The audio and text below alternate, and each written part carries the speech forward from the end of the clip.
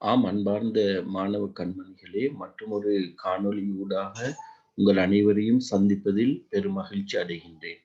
அன்பார்ந்த மாணவர்களே, நாங்கள் தொடர்ந்து ஒவ்வொரு நாளும் ஒவ்வொரு விடயங்களை கற்றுக்கொண்டு வருகின்றோம். அந்த வகையில் இன்றைய தினம் வேற்றுமை தொடர்பான அந்த இலக்கண பாடத்தில் ஒரு சில பகுதிகளை இன்றைய தினம் நான் இங்கு பதிவிடலாம் என்று நினைக்கிறேன். அன்பார்ந்த மாணவர்களே, தரம் 8 தொடக்கம், தரம் 7 தொடக்கம் தரம் 11 வரையான மாணவர்களுக்கு பிரயோசனமான ஒரு இலக்கண பகுதி. அதிகமான அ பரீட்சை வினாத்தாள்களில் அதிகமாக வினாக்கள் இடம்பெறுகின்ற பகுதி. ஆகவே மாணவர்கள் அதிகமாக இடர்படுகின்ற பகுதி என்பதனால், இந்த பகுதியை உங்களுக்கு எங்களுடைய யூடியூப் சேனலினூடாக பார்வையிடுவதற்காக வேண்டியே இந்த பதிவை நான் மேற்கொள்கின்றேன். ஆகவே அனைத்து மாணவர்களும் தரம் 7 தொடக்கம் தரம் 11 வரையான சகல மாணவர்களும் பார்த்து பயன்பெற்றுக் கொள்ளுமாறு அன்பாக வேண்டிக் கொள்கின்றேன். ஆம், நாங்கள் இப்பொழுது இன்றைய அந்த பாடத்திற்கு நாங்கள் செல்வோம். வேற்றுமை. உங்களுக்கு தெரியும், தமிழ் மொழியில் வேற்றுமைகள் என்ற ஒரு இலக்கண பாடம் இருக்கின்றது. வேற்றுமை பாருங்கள், அதற்கான வரைவிலக்கணம். வாக்கியத்தில் பெயர் சொற்களின் இலக்கண தொழிற்பாடு வேறுபடுவது வேற்றுமை எனப்படும். ஆகவே மாணவர்களே, இலகுவாக நீங்கள் அதற்கான வரைவிலக்கணத்தை நீங்கள் கற்றுக்கொள்ளலாம். வாக்கியத்தில் பெயர் சொற்களின் இலக்கண தொழிற்பாடு வேறுபடுவது நாங்கள் வேற்றுமை என்று சொல்லி நாங்கள் சொல்லினோம். எல்லா வகைப்பட்ட பெயர் சொற்களும் இறுதியில் வேற்றுமை உறுப்புகளை ஏற்பதால் அதன் பொருள் வேறுபடுவதையே வேற்றுமை என்கிறோம். ஆகவே இவ்வாறும் நீங்கள் குறிப்பிட முடியும் மாணவர்களே, எல்லா வகைப்பட்ட பெயர் சொற்களும் இறுதியில் வேற்றுமை உறுப்புகளை ஏற்பதால் அதன் பொருள் வேறுபடுவதையே வேற்றுமை என்கிறோம். உதாரணங்களை பாருங்கள் அன்பார்ந்த மாணவர்களே. திவ்யா வந்தாள், திவ்யாவை போன்றவள், திவ்யாவினால் பாடப்பட்டது, திவ்யாவிற்கு கொடுத்தாள், திவ்யாவின் புத்தகம், திவ்யாவினது வீடு, திவ்யா கண் இருக்கிறது, திவ்யா வாருங்கள், திவ்யா வாருங்கள்.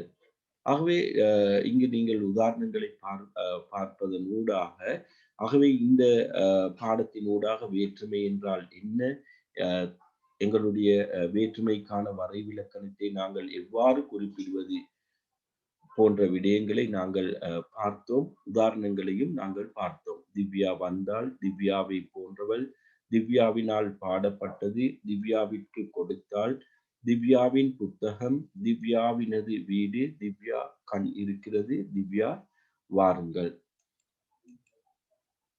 தமிழில் வேற்றுமைகள் 8 என இலக்கணக்காரரும் 8ஐ விட அதிகமானது என மொழியியலாளரும் கூறுகின்றனர்.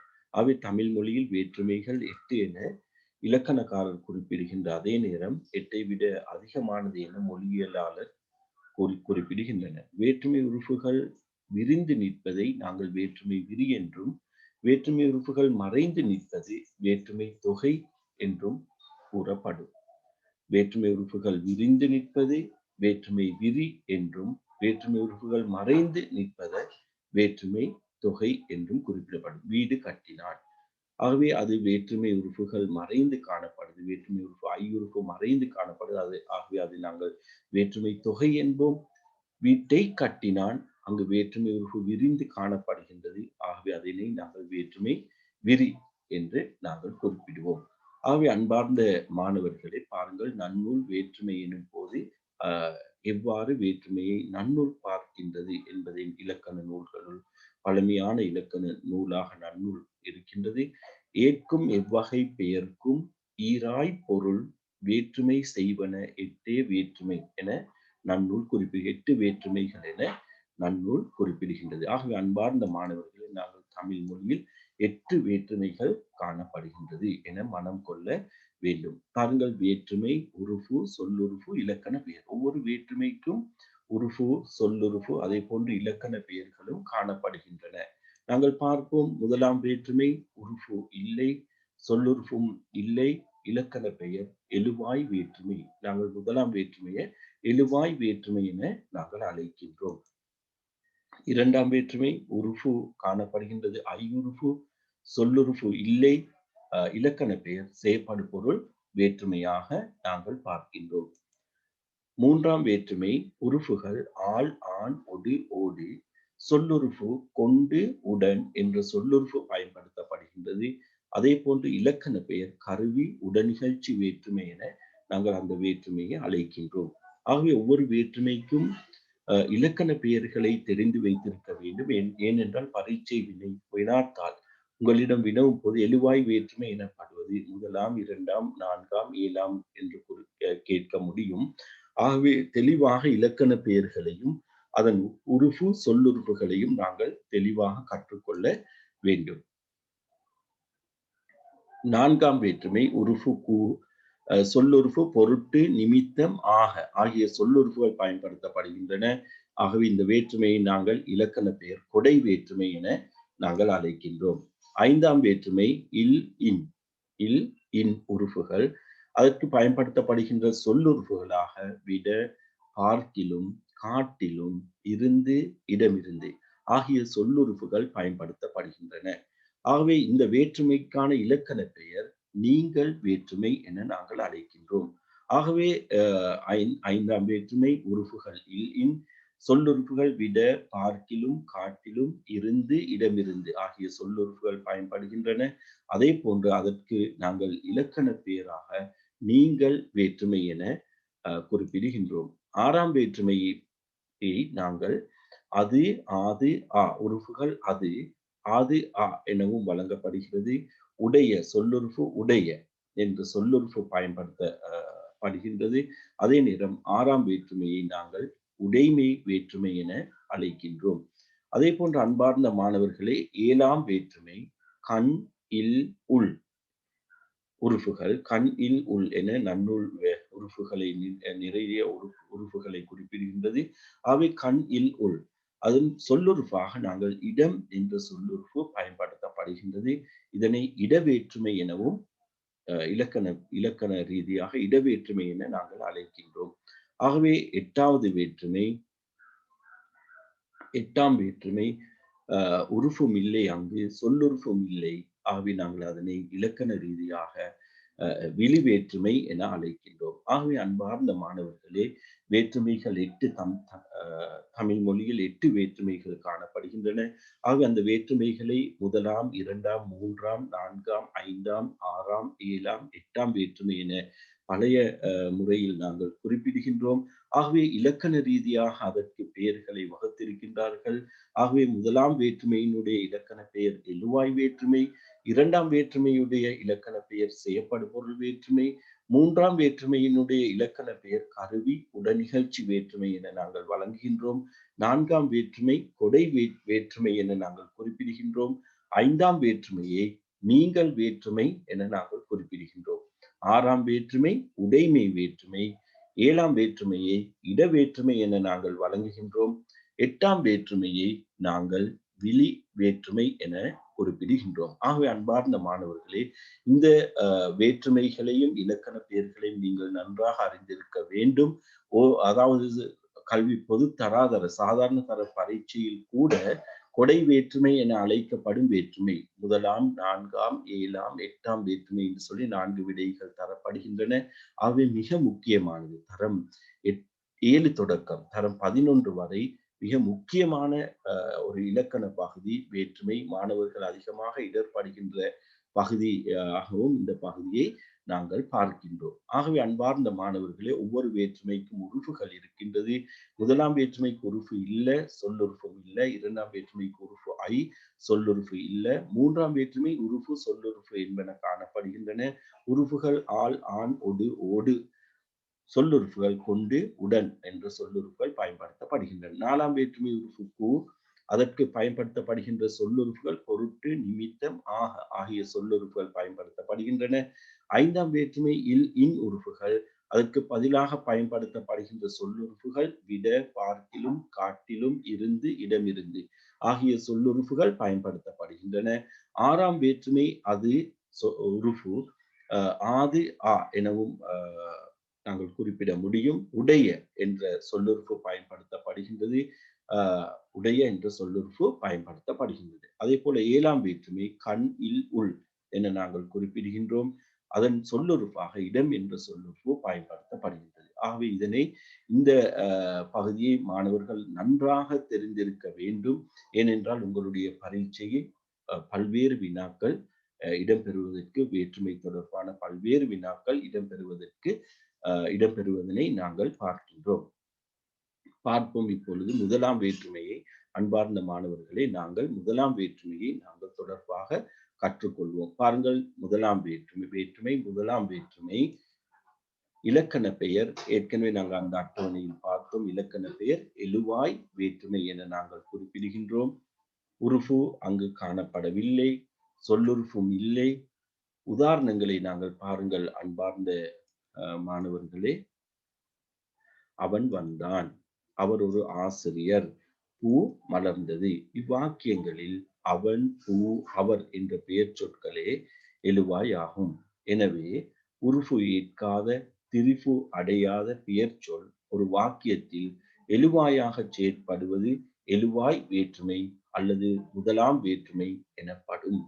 ஆகவே ஒரு வாக்கியத்தில் பாருங்கள், எந்தவித மாற்றமும் அடையவில்லை. அவன், அவர், பூ என்பது அந்த பெயர் சொற்கள் அவ்வாறே காணப்படுகின்றது. ஆகவே உருஃபு ஏற்காத, திரிபு அடையாத, தன்ல திரிபு அடையாத அல்லது உருஃபு ஏற்காத பெயர் சொற்கள் வாக்கியத்தில் எழுவாயாக செயற்படுவது எழுவாய் வேற்றுமை அல்லது முதலாம் வேற்றுமை என நாங்கள் குறிப்பிடுகின்றோம். ஆகவே முதலாம் வேற்றுமைக்கு உருஃபும் இல்லை, சொல்லுறுப்பும் இல்லை. ஒரு பெயர் சொல் அவ்வாறே வருவதை நாங்கள் முதலாம் வேற்றுமை என குறிப்பிடுகின்றோம். வாக்கியத்தில் பெரும்பாலும் நாங்கள் பார்க்கும் போது அது எழுவாயாக நிற்கின்றது. ஆகவே அதனால் அதனை எழுவாய் வேற்றுமை என நாங்கள் குறிப்பிடுகின்றோம். அன்பார்ந்த மாணவர்களே, ஒரு வாக்கியத்தின் பயனிலியுடன் திணை, பால், எண், இட உறவு கொண்டுள்ள பெயரே அதன் எழுவாய் எனப்படுவதாக கூறலாம். உங்களுக்கு தெரியும், வந்தான். திணை உயர்திணை, அவன் என்பதனால உயர்திணை. பால் பாருங்கள், பால் ஆண் பால், எண் ஒருமை, இடம் படர்க்கை, அவை இவ்வாறு உறவு கொண்டுள்ள அந்த பெயரே அதன் எழுவாய் என பொதுவாக நாங்கள் குறிப்பிட முடியும். இப்பொழுது நாங்கள் இரண்டாம் வேற்றுமையை நாங்கள் பார்ப்போம். அன்பார்ந்த மாணவர்களே, இரண்டாம் வேற்றுமை இரண்டாம் வேற்றுமை இலக்கண பெயர் செயற்படு பொருள் வேற்றுமை என நாங்கள் குறிப்பிட்டோம். செயற்படு பொருள் வேற்றுமை உருஃபு ஐ, சொல்லுறுப்பு இல்லை, பொருள் பின்வரும் பொருள்களில் வர முடியும். பாருங்கள், ஆக்கல் பொருள். ஆக்கல் பொருள் ஒன்றை உருவாக்குவது. வீட்டை கட்டினான், மரத்தை நட்டான். இது சரி, ஒன்றை உருவாக்குகின்ற போது அதனை நாங்கள் ஆக்கல் பொருள் என்று நாங்கள் குறிப்பிடுகின்றோம். அழித்தல், ஒன்றை இல்லாமல் செய்தல். மரத்தை வெட்டினான், வீட்டை உடைத்தான், கடையை இடித்தான். இப்படி நாங்கள் சொல்ல வேண்டும். மரத்தை வெட்டினான், ஒன்றை இல்லாமல் செய்யும் போது அதனை அழித்தல் என்று நாங்கள் குறிப்பிடுகின்றோம். அதே போன்று அன்பார்ந்த மாணவர்களே, அடைதல் பொருளிலும் ஐயுறுப்பு வர முடியும். வீட்டை அடைந்தான், பாடசாலையை அடைந்தான், ஊரை அடைந்தான், நாட்டை அடைந்தான் என்று நாங்கள் குறிப்பிட முடியும். நீத்தல் பொருள், வீட்டை விட்டு சென்றான், பாடசாலையை விட்டு சென்றான், வெளியூரில் இருந்து சென்றான். இப்படி ஓரிடத்திலிருந்து செல்வதை நாங்கள் நீத்தல் பொருள் என்று நாங்கள் குறிப்பிடுகின்றோம். அதே போன்று ஒத்தல் பொருள், தாயை ஒத்தவள், நிலாவை போன்றவள். ஐயுறுப்பு அங்கு இடம்பெற வேண்டும். இன்னொன்றோடு ஒப்பிட்டு சொல்லும் போது அதை ஒத்தல் பொருள் என்று நாங்கள் குறிப்பிடுகின்றோம். அதே போன்று உடைமை பொருள், சிறந்த படைப்படத்தை கொண்டவன், பணத்தை வைத்திருக்கிறான், குடையை வைத்திருக்கிறான். இது சரி, உடைமையாக வைத்திருப்பதை நாங்கள் உடைமை பொருள் என்று நாங்கள் குறிப்பிடுகின்றோம். ஆகவே அன்பார்ந்த மாணவர்களை, இரண்டாம் வேற்றுமை ஐயுறுப்பு, சொல்லுறுப்பு இல்ல, பொருள் பின்வரும் 6 பொருள்களிலும் இரண்டாம் வேற்றுமை வர முடியும். ஒன்று ஆக்கல், அழித்தல், அடைதல், நீத்தல், ஒத்தல், உடைமை ஆகிய 6 பொருள்களிலும் இரண்டாம் வேற்றுமை வர முடியும். ஆகவே ஒரு பெயர் சொல் வாக்கியத்தில் செயற்படு பொருளாக தொழிற்படுவதே இரண்டாம் வேற்றுமை என சுருக்கமாக நாங்கள் கூறலாம். ஒரு பெயர் சொல் வாக்கியத்தில் செயற்படு பொருளாக தொழிற்படுவதே இரண்டாம் வேற்றுமை என நாங்கள் சுருக்கமாக நாங்கள் குறிப்பிட முடியும். ஆகவே அன்பார்ந்த மாணவர்களே, நாங்கள் இன்றைய தினம் முதல் 2 வேற்றுமைகள் தொடர்பாக, வேற்றுமை என்றால் என்ன, வேற்றுமையிட உறுப்புகள், சொல்லுறுப்புகள், இலக்கண பெயர் தொடர்பான பகுதிகளை நாங்கள் அவதானித்தோம். தொடர்ந்து நாங்கள் முதலாம் வேற்றுமை என்றால் என்ன? முதலாம் வேற்றுமையின் உறுப்பு, உறுப்பு இல்லை, சொல்லுறுப்பு இல்லை. ஆகவே அதன் உதாரணங்களை நாங்கள் பார்த்தோம். ஒரு வாக்கியத்தில் எழுவாயாக தொழிற்படும் என்று நாங்கள் பார்த்தோம். அதற்கு எழுவாய் பெயர் என்று நாங்கள் குறிப்பிட்டோம். இரண்டாம் வேற்றுமையும் மிக இலகுவானது. உங்களுக்கு தெரியும், செயற்படு பொருள் வேற்றுமை என்ற இலக்கண பெயரை நாங்கள் குறிப்பிடுவோம். இரண்டாம் வேற்றுமைக்கு உறுப்பு ஐ, சொல்லுறுப்பு இல்ல. பொருள் பின்வரும் 6 பொருள்களில் வர முடியும். ஆக்கல், அழித்தல், அடைதல், நீத்தல், ஒத்தல், உடைமை ஆகிய 6 பொருள்களில் வர முடியும் என்று நாங்கள் பார்க்கின்றோம்.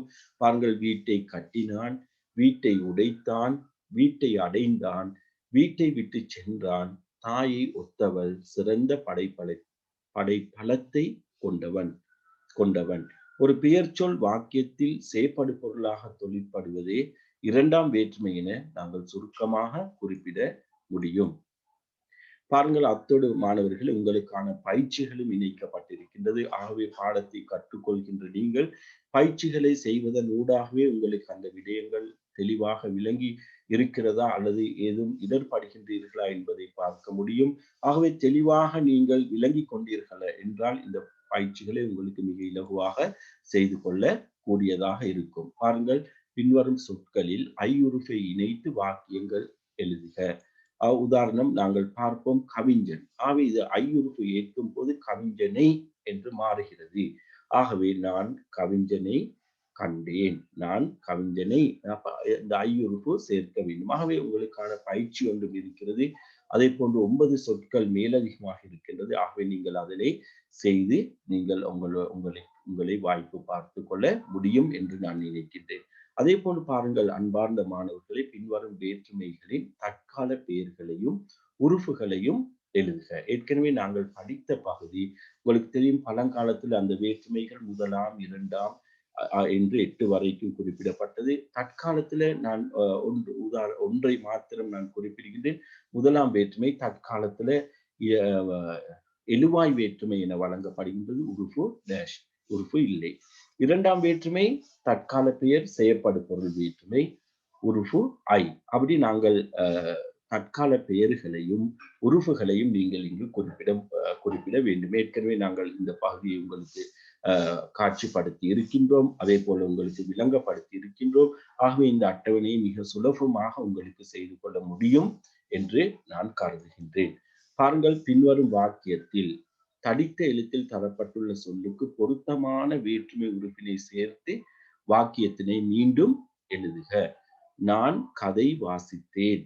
பாருங்கள், நான் கதையை வாசித்தேன் என்று நீங்கள் எழுத வேண்டும். ஆகவே இங்கு தரப்பட்டிருக்கின்ற அந்த தடித்த எழுத்தில் தரப்பட்டிருக்கின்ற அந்த சொற்களுக்கான பொருத்தமான வேற்றுமை உறுப்பினை சேர்த்து வாக்கியத்தினை மீண்டும் உங்களுக்கு எழுதுமாறு வினவப்பட்டிருக்கின்றது. ஆகவே அன்பார்ந்த மாணவர்கள், இந்த பயிற்சிகள் உங்களுக்கு இலகுவாக இருக்கும் என்று நான் நினைக்கின்றேன். பாருங்கள், இன்னும் ஒரு பயிற்சியையும் நான் உங்களுக்கு இணைத்திருக்கின்றேன். பின்வரும் வாக்கியத்தில் உள்ள வேற்றுமை ஏற்ற பெயர் சொல்லை எழுதி அதன் பொருளையும் எழுதுக. தம்பி நாட்டை அடைந்தான். அவை இங்கு வேற்றுமை ஏற்ற பெயர் சொல் நாட்டை, நாடு என்ற பெயர் சொல் நாட்டை ஐயுறுப்பு சேர்ந்து நாட்டை என வந்துள்ளது. ஆகவே வேற்றுமை ஏற்ற பெயர் சொல் நாட்டை, அதன் பொருள் என்ன பொருள்? அடைந்தான், அடைதல் பொருள். ஓரிடத்தை அடைதல். நாங்க பார்த்தோம், இரண்டாம் வேற்றுமை 6 பொருள்களில் வர முடியும். ஆக்கல், அழித்தல், அடைதல், நீத்தல், ஒத்தல், உடைமை ஆகிய 6 பொருள்களில் வர முடியும் என்று பார்த்தோம். ஆகவே அன்பார்ந்த மாணவர்களை, இந்த பயிற்சியும் உங்களுக்கு இலகுவாக இருக்கும் என்று நான் நினைக்கின்றேன். ஆகவே இந்த பயிற்சிகளை நீங்கள் செய்து பார்ப்பதன் ஊடாக உங்களுக்கு பிரயோசனத்தை அடைந்து கொள்ள முடியும் என்று நான் நினைக்கின்றேன். ஆகவே வேற்றுமை தொடர்பாக நாங்கள் இன்றைய தினம் கற்றுக்கொண்டதை ஒரு முறை ஞாபகப்படுத்திக் கொண்டு மற்றொரு காணொளியில் நாங்கள் வேற்றுமை தொடர்பான ஏனைய 3ஆம், 4ஆம், 5ஆம், 6ஆம், 7ஆம், 8ஆம் வேற்றுமைகள் இருக்கின்றன. அதனை நாங்கள் தொடர்ந்து நாங்கள் சிறப்பாக அழகாக எங்களுடைய யூடியூப் சேனலின் ஊடாக வழங்க இருக்கின்றோம். ஆகவே அன்பார்ந்த மாணவர்களை, இந்த பயிற்சிகளை செய்து பயனடைந்து கொள்ளுமாறும், அதாவது உங்களுக்கு வீட்டிலிருந்தே கற்றுக்கொள்ளக்கூடிய ஒரு வாய்ப்பு இருக்கின்றது உங்களுக்கு. அத்தோடு உங்களுக்கு தெரியும், இந்த யூடியூப் சேனலினூடாக உங்களுக்கு விரும்பிய நேரங்களில், விரும்பிய போதெல்லாம் உங்களுக்கு பார்த்து பிரயோசனத்தை அடைந்து கொள்ள முடியும். ஒரு முறை என்று மாத்திரமில்லை, விளங்கவில்லை என்றால் 2வது முறையும் பார்த்துக் கொள்ள முடியும். 3வது முறையும் பார்த்துக் கொள்ள முடியும். அதேபோன்று உங்களுக்கு குறிப்புகளை எடுத்துக் கொள்ளவும் முடியும். ஆகவே இவ்வாறு பல்வேறு நன்மைகள் இருக்கின்றன என்பதனால் தான் நாங்கள் இந்த சேனலின் ஊடாக உங்களுக்கு இந்த பதிவை ஏற்கிறோம். ஆகவே அனைவரும் பார்த்து பயனடைந்து கொள்ளுமாறு அன்பாக கேட்டுக்கொள்வதோடு, நீங்கள் பார்ப்பதோடு உங்களுடைய நண்பர்கள், உறவினர்கள், மாணவ செல்வங்கள் அனைவரும் பார்த்து பயனடைவதற்கு நீங்களும் ஒரு அ அ துணையாக அமைய வேண்டும் என்று உங்களை அன்பாக கேட்டு, மற்றுமொரு வேற்றுமை தொடர்பான இந்த பகுதியில் உங்கள் அனைவரையும் சந்திக்கும் வரை, இன்றைய தினம் நான் உங்களிடமிருந்து விடை பெற்று கொள்கின்றேன். நன்றி. வஸ்ஸலாம்.